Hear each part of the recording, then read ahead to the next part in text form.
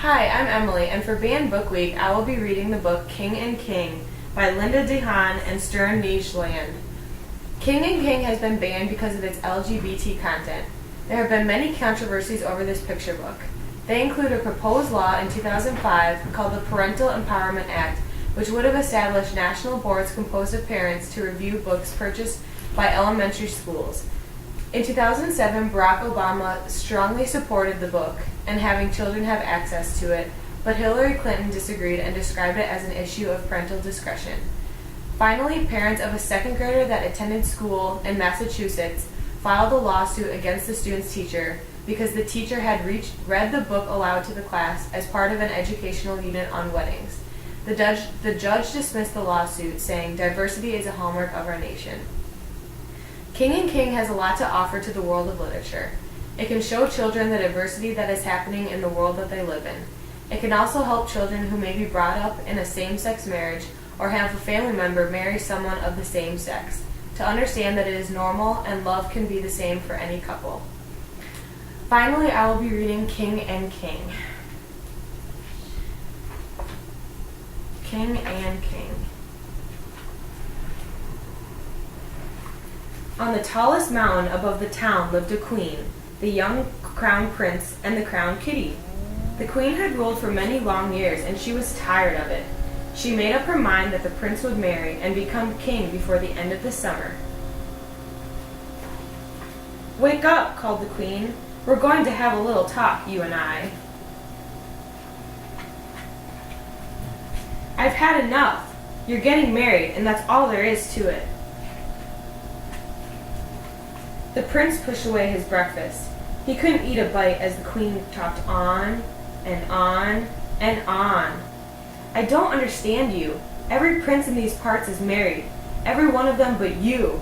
When I was your age, I'd been married twice already." By evening, all that talking had made the prince dizzy. "Very well, mother, I'll marry. I must say, though, I've never cared much for princesses. To your future happiness."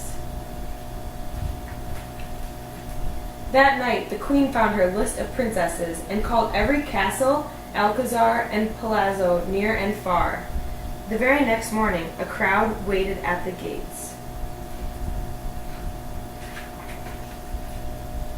Princess Aria from Austria sang a thunderous opera for the prince. No sooner had she finished than she was shown the door. Princess Dolly had flown all the way from Texas with her speed magic art. The crown kitty was happy to assist.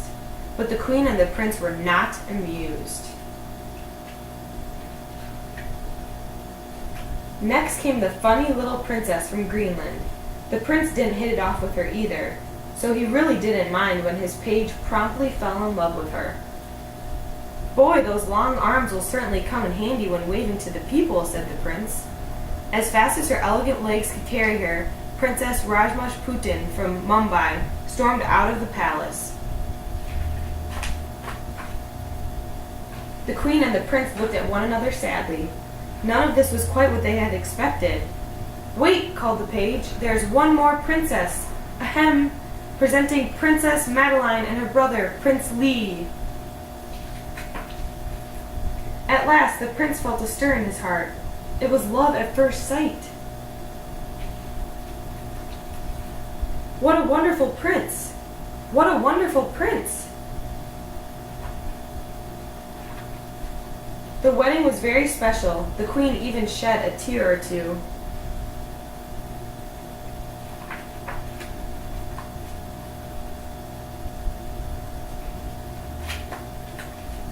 The two princes are known as King and Queen finally had some time to herself. And everyone lives happily ever after. And the final page shows the two kings kissing each other, which has caused the biggest form of controversy over this book. Thank you.